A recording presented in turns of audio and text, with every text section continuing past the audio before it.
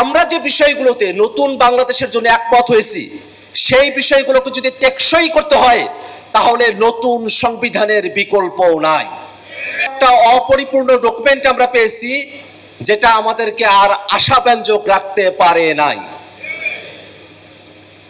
Gentleman এগ্রিমেন্টের কথা বলা হয়, জুলাই ঘোষণাপত্র জেন্টলম্যান এগ্রিমেন্টের একটা উদাহরণ, যেখানে জেন্টলম্যানরা বসে গত 16 বছরে আমাদের আন্দোলনের যে ইতিহাস সেই ইতিহাসকে তারা সেখানে অন্তর্ভুক্ত করেন নাই। অতএব শুধুমাত্র মুখের কথায়, শুধুমাত্র জেন্টলম্যান এগ্রিমেন্টের দোহাই দিয়ে, আন্ডারস্ট্যান্ডিং এর দোহাই দিয়ে ঐকমত্য কমিশনের আলোচনাগুলোকে বাংলাদেশে বাস্তবায়ন করা হবে এই বিষয়ে আমরা আস্থা রাখতে পারি না। এবং তার থেকেও বড় কথা হলো এই অন্তর্বর্তীকালীন সরকার, তাদেরও দায়িত্ব হচ্ছে বাংলাদেশ আগে যে ফেসিবাদী কায়দায় চলতো তার পরিবর্তে নতুন এক গণতান্ত্রিক ব্যবস্থা বাংলাদেশকে উপহার দেওয়া। এবং পরবর্তীতে যারা রাষ্ট্র ক্ষমতায় আসবেন, শাসন ক্ষমতায় পরিচালনা করবেন, তাদের দায়িত্ব হলো যা কিছু বাস্তবায়ন করা হলো জুলাই সনদের সবকিছুকে তারা পালন করে যাবেন, সেখানে কোনো ব্যত্যয় তৈরি করবেন না। এখন একটা বিষয় আমাদের আলোচনা করা প্রয়োজন।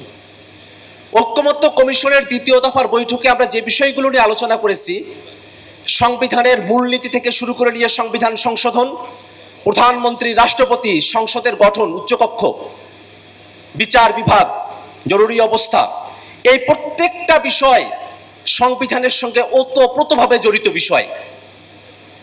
আমরা এতগুলো বিষয়ে সংবিধানের বর্তমান যে টেক্সট তাতে পরিবর্তনের কথা বলেছি, তাতে এই সংবিধান কার্যত আর এক্সিস্টিং থাকে না, এটা আর থাকেই না।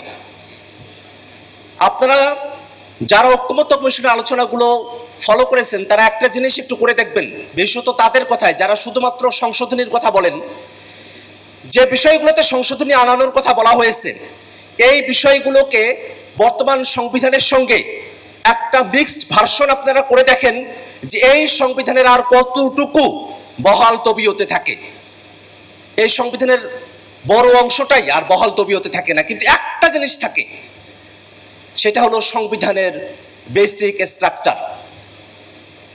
অর্থাৎ এই সংবিধানের এমন কিছু বিষয় রয়েছে যেটা অন্তর্নিহিত, যেটাকে আর কখনোই পরিবর্তন করা যায় না।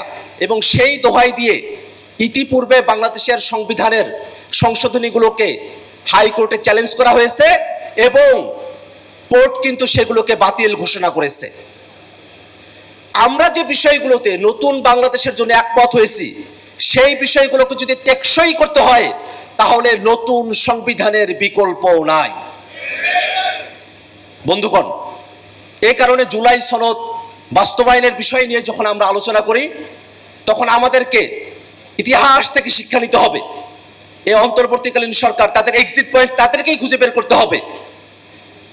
তারা লিগ্যাল ফ্রেমওয়ার্ক অর্ডার এলএফও করার মধ্য দিয়ে নিজেরাও যেমন এক্সিট পয়েন্ট পাবেন, বাংলাদেশের মানুষেরা জুলাই সনদ বাস্তবায়নের আইনি ভিত্তি পাবে, গণপরিষদ নির্বাচনের মধ্য দিয়ে নতুন সংবিধান হবে, ফেসিবাদী সংবিধান থেকে মানুষ মুক্তি পেয়ে গণতন্ত্রের পথে বাংলাদেশের উত্তরণ ঘটবে। এবং সে জায়গায় বাংলাদেশের ফেসিবাদ বিরোধী সকল রাজনৈতিক দলকে ব্যক্তিগত দলীয় অবস্থান থেকে সরে এসে জাতির স্বার্থে, বাংলাদেশের টেকসই গণতন্ত্রের স্বার্থে সকল রাজনৈতিক দলকে টেবিলের আলোচনাতেই